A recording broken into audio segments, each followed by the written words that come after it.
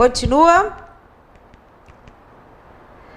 A ação profissional especializada em uma área do conhecimento e a ação judicial, então, ação profissional, junto com a ação judicial, deparam-se com particularidades, obviamente, nem sempre possíveis de serem enquadradas nos limites da positividade da legislação, ou seja, da legislação existente, né, que é o direito positivo, que é esse conjunto de regras e normas que nós temos que regulam nossa sociedade, as nossas ações, nossos direitos individuais, coletivos, sociais. Então, muitas vezes a ação profissional e a ação judicial deparam-se com algumas situações que nem sempre são no limite do direito positivo, ou seja, na legislação. E a construção do conhecimento na área do serviço social acerca de uma situação processual acontece geralmente por meio do estudo social, como a gente tanto já falou a respeito desse processo de conhecimento da realidade social. No meio judiciário, o estudo social, com a finalidade de oferecer elementos para a decisão judicial, pode ser denominado de perícia social. Comigo, pessoinhas, companheiros e companheiras, muito cuidado com isso. Pode sim, o estudo social no campo judiciário, no campo só jurídico, no poder judiciário, ser entendido enquanto perícia social, certo?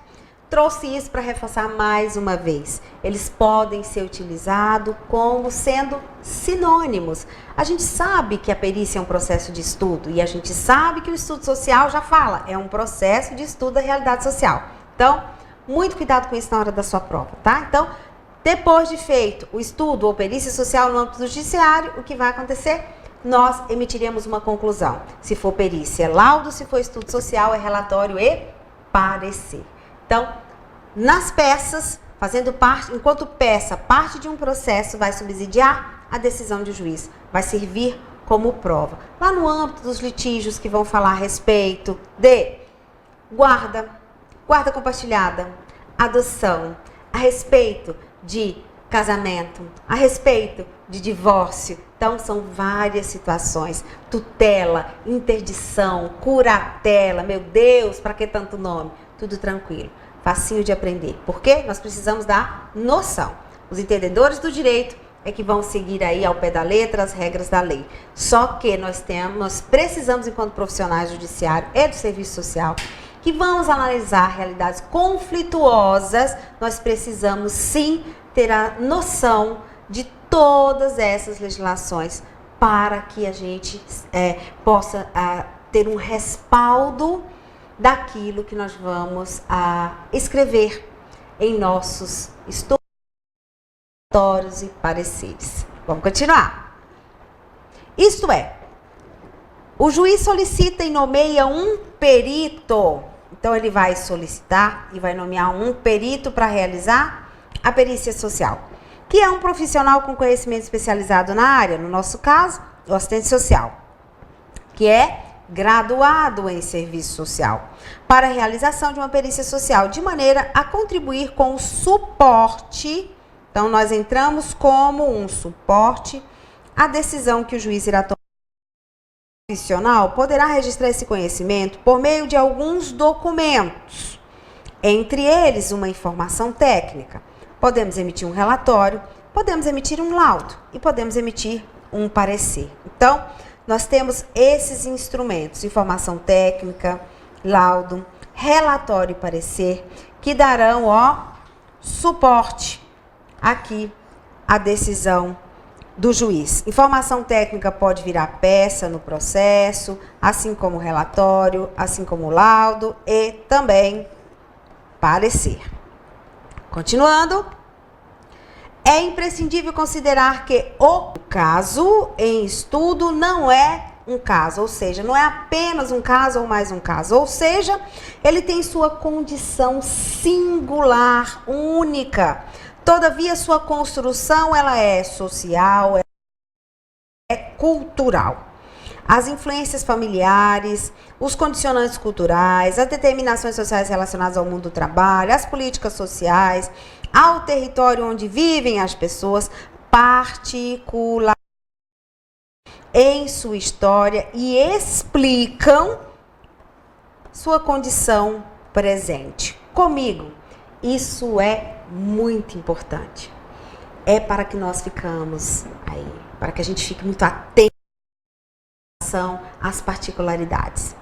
Por exemplo, quando estiver trabalhando lá na vara de famílias e sucessões, vários casos a respeito de adoção, a respeito de tutela, e aí vem a nossa atenção. Cada caso é um caso, cada sujeito, né, é um sujeito peça daquela ação. Então a gente precisa levar em consideração a realidade vivida por esses sujeitos, os condicionantes dessa realidade, as condições econômicas, políticas, culturais, o local onde ele vive, as pessoas com quem ele se relaciona, a escola em que estudou, em que estuda.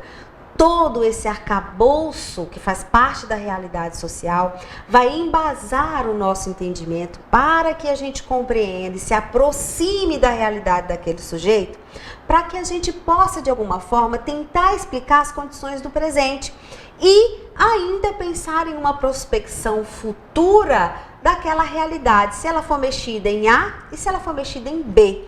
Assim a gente pode clarear, elucidar de alguma forma e orientar a decisão do juiz em suas decisões. Então, muito importante para que a gente não perca de vista as particularidades, não coloque todos os casos dentro do mesmo patamar, porque as pessoas têm histórias de vidas parecidas. No primeiro momento, até pode parecer, não, tudo igual, estou vendo tudo de novo. Não.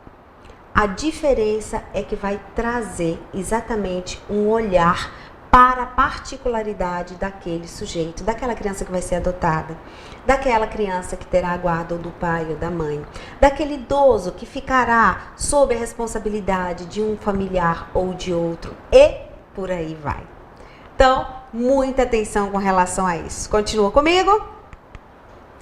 Quando se fala em aspectos sociais de uma instrução processual, fala-se do conhecimento relacionado à área de serviço social acerca de uma situação que ela é concreta, envolvendo um indivíduo que ele é social, uma família ou um grupo, e até mesmo uma organização.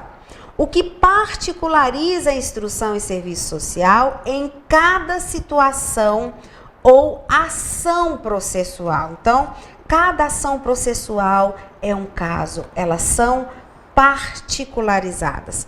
Os fundamentos da área de serviço social que podem dar, então, os nossos fundamentos, quais são? Teórico, metodológicos, técnico, operativos e ético-políticos. Dão suporte à decisão judicial e estão postos na realidade social de cada sujeito de acordo com o quê? Com suas particularidades. Muito bem, comigo agora? Então, muita atenção. Quando você tiver noção a respeito da diferença de um casamento e união estável, o que é que dá direito quanto ao casamento, o que é que dá direito quanto à união estável, qual é a diferença entre guarda e guarda compartilhada, você vai perceber que não é suficiente saber simplesmente o basamento legal, é necessário não perder de vista a noção da praxis profissional no âmbito do Poder Judiciário, os nossos aspectos éticos, as nossas orientações científicas, teóricas e metodológicas acerca da nossa expertise e do nosso saber.